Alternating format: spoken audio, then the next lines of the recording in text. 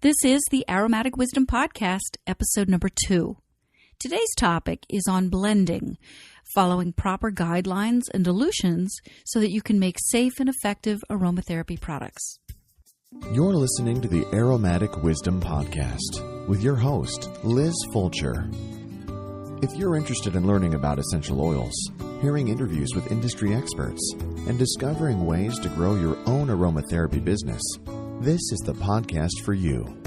For more information and show notes, visit the website at aromaticwisdominstitute.com. Now, sit back, relax, take a deep breath, and enjoy as Liz shares a dose of aromatic wisdom.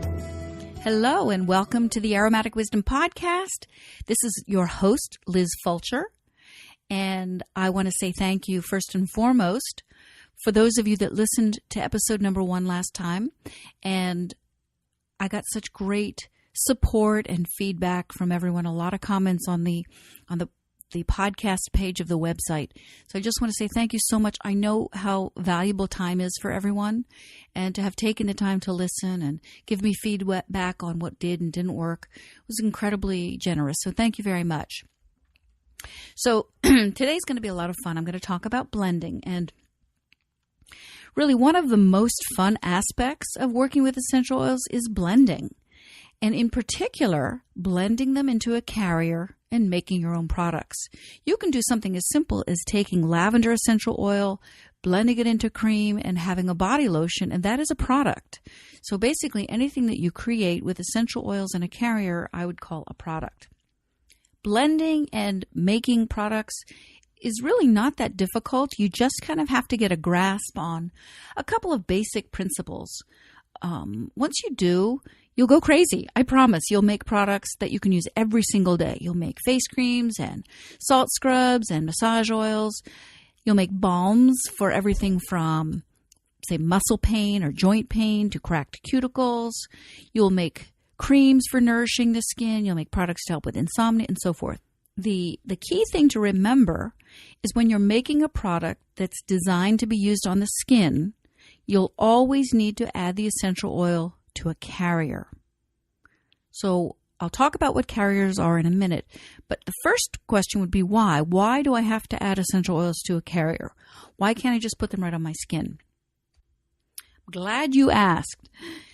One indisputable fact about concentrated aromatics, whether it be essential oils, whether it be a CO2, which is a carbon dioxide extracted aromatic, whether it is an absolute, any of these concentrated aromatics that are applied directly to the skin can cause irritation. They're very strong. You can get anything from a mild irritation, a mild allergic reaction, to something much more severe. So if you're going to use essential oils on your skin, you're going to need to dilute them, and that's why we use carriers in aromatherapy. So what is a carrier? Very broadly speaking, a carrier is any substance used to dilute essential oils. So some common carriers you'll hear are vegetable oils like almond oil, jojoba wax, grapeseed oil. The oils are very commonly used to dilute essential oils, and I'll explain why in a minute. You can use creams, lotions, aloe vera gel. In theory, you could even use water as a carrier if you're making a room spray. But you do not want to use water as a carrier for skin application. In other words, if you wanted to make a nice body spray, you would not want to use essential oils and water and then spray it onto the skin. Now, to understand why not, I'm going to explain 2 properties of essential oils. So it's about to get a little teeny bit scientific. Okay. Basic essential oil property number 1. Essential oils are not water soluble. They have a different molecular density than water. And basically what that means is that essential oils are lighter than water, and so they won't dissolve. They will sit on top, and they'll never become a part of the water. I have a copper still in the classroom at the Aromatic Wisdom Institute, and I really enjoy doing steam distillations for the students so that they can actually witness an essential oil being born from a plant. So we put plant material in, water, and steam is forced up through the plant. And what happens is the steam sort of collects the essential oil, and the whole thing comes out into a glass container. And it's so exciting to watch as the steam turns to water and the essential oil starts floating to the top. Because at first it looks like just a lot of water, and then eventually you can start to see a thin residue at the top, and that is the essential oil. This is really dramatic when you've got the blue oils. So if you have German chamomile, flowers, and you're distilling that, and you start to see this beautiful blue oil float at the top. Actually, if you wanted to try an experiment just to see this in action, it would be fun. Or if you are an instructor, you are an aromatherapy educator, this would be a fun lesson to kind of drive home how essential oils do not mix with water. So take a blue oil like German chamomile, blue tansy, yarrow is blue, and add it to a water in a clear bottle. Now give it a good shake and then just leave it for a minute. And at first, it looks like everything is mixed. And then little by little, you'll see small droplets of essential oil form. And eventually that oil will join with another droplet and goes on to make larger and larger drops until the oil settles on top of the water. It's such a great demonstration of how essential oils will not blend with water. Okay, you get the point. Essential oils and water don't mix. So basic essential oil property number 2. Essential oils are lipophilic. There's a $10 word. And that basically means that essential oils dissolve in fat, or they will be dispersed in fat. So when you add essential oils to a fatty carrier, like a vegetable oil, as I was saying earlier, like a lotion or a cream, the essential oils dissolve to form one solution without any separation. Essential oils are basically drawn to fat. They are good friends with fat. So, for example, if you get oil in your eye, this has happened to me, and it's not fun. At some point when you're working with essential oils, you'll probably get an oil in your eye. We get essential oils on our hands. We tend to put our hands around our face, and it's just a matter of time. You'll get essential oil in your eye. When that happens, take a tissue and add a little bit of vegetable oil to the tissue, and then just sort of run it over your eye. The essential oil will cling to the fat on the tissue. If instead you try to rinse your eye with water to get the essential oil out, you'll probably end up with an eye that is red and irritated, and there will still be essential oil in there. The best bet is to use a tissue to get the oil will cling to the fat. So as far as experiments, don't try this one at home. I promise you, keep working with essential oils. It's a matter of time. You'll get a little bit of oil in your eye. So if you can understand the difference now between the essential oils relationship to water and the essential oils relationship to oil or to fatty carriers, you'll understand why we use the products that we do. So basically, the carrier acts as a buffer between your skin and the essential oil. And that protects the skin from irritation. It also depending on the carrier you use, it can add a really cool, nourishing element to the product. So I love carriers. There are so many interesting oils in particular: hemp oil, avocado oil, baobab.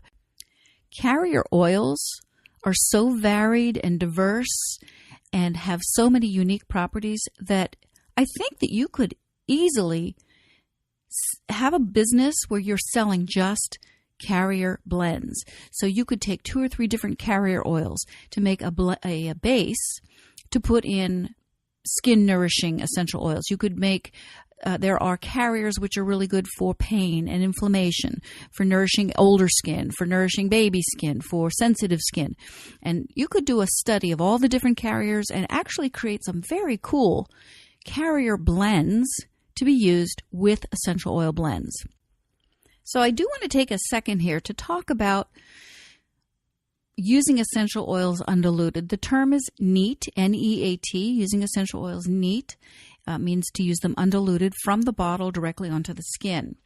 Now, there are times when you can do that.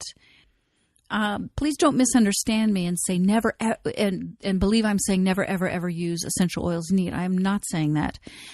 Because essential oils are so concentrated, because their chemistry is so complicated, using them directly onto the skin without training can be dangerous.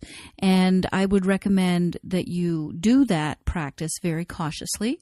And the times when I use essential oils neat, and I mean, I'm a trained aromatherapist, and I'm very careful not to use them neat too much. But you would use them in a small area for local use, for really acute situations, and just for a little while. So an acute situation would be a bee sting, or if you cut your finger, or if there is a burn. Yes, sure. If I burn my hand, I will take lavender essential oil and put it directly on the small area of the burn, neat, without any dilution. If I have a cut, my family and I are big campers, so we're outside a lot, and it's not at all uncommon for one of us to get a scratch or some kind of a superficial abrasion. I will put neat tea tree on it, neat, to kill the bacteria and to help facilitate the healing quickly. Those are very specific times, and I'm making a specific choice to use the essential oil neat for a reason. I would not otherwise do that. I would just use them diluted. So I guess the next question would be, how much essential oil should you put into your carriers? Now, we know that essential oils need to be added to carriers for the skin. We know that water is not the ideal carrier. We know it needs to be fatty. So how much? In the Aromatic Wisdom classroom, we make blends with a 1%, 2%, or 3% dilution. And I'm going to, in the show notes, I'm going to put a chart so that you can see how many drops of essential oil to carrier make a 1%, 2%, and 3% dilution. So this is so much easier to understand if you see it visually rather than to hear it. But basically, the formula is simple. 5 to 6 drops of essential oil in 1 ounce of carrier is 1%. This is math that even I can do. I have gifts, many gifts. Math is not one of them. So if 5 to 6 drops in 1 ounce of carrier is 1%, then 10 to 12 drops of essential oil in 1 ounce of carrier is 2%. How would you make a 3% in 1 ounce? 15 to 18 drops. So going with 1%, 2%, 3%, and 1 ounce, it's 5 to 6 drops, 10 to 12 drops, 15 to 18 drops. Okay. So that covers the dilutions. As I said, in the classroom we use 1%, 2%, and 3%. Now, the guidelines, blending guidelines, would be when would you use 1%? When would you use 2%? And when would you use 3 or more percent? So here are the guidelines that I follow personally and that I teach my students. 1% dilution, which is 5 to 6 drops in 1 ounce of oil, is pretty light. It's a very safe dilution. So I save that for the people and the conditions that really need a light dilution. So, for example, for children, that's the obvious choice. I go 1%. For kids sort of 6 and under, I use 1%.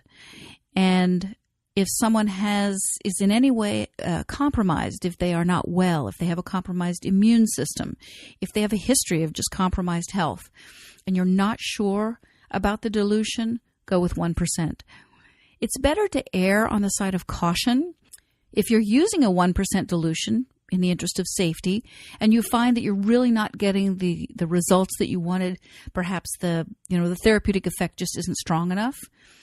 If you find they're dealing well with the 1%, you can always go back and add a little bit more and make a 1.5% dilution. You could make it a 2% dilution. But as I said, if you're not really sure how the person's going to react, then I would definitely, I would keep it low at 1% dilution. If you do energetic work, vibrational aromatherapy, subtle aromatherapy, if it's something that is just emotional in nature, 1% is also a good blend to start with. How about 2%? Okay, for 2%, that's kind of, I think of that as my everyday dilution percentage. So I have a massage therapy practice. When I make a blend for my massage clients, I'll usually do it at a 2% dilution.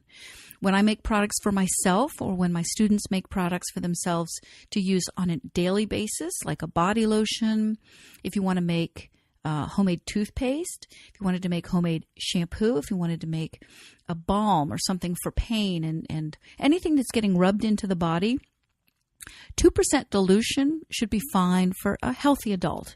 If someone doesn't have any, they're not compromised, they respond really well to the essential oils. For, basically a normal, healthy adult, 2% is great. You can use that every day. 3% is getting higher. Now you've got 15 to 18 drops of essential oil in 1 ounce of carrier. So you want to be careful that you're not using too much essential oil too often. So I save the higher dilution out. I've gone up to 10% for a very specific, addressing a very specific issue. So for specific injuries like a bruise, a sprained ankle, even if there's a broken bone, you want to make an essential oil blend to help that condition, you can go to 3%.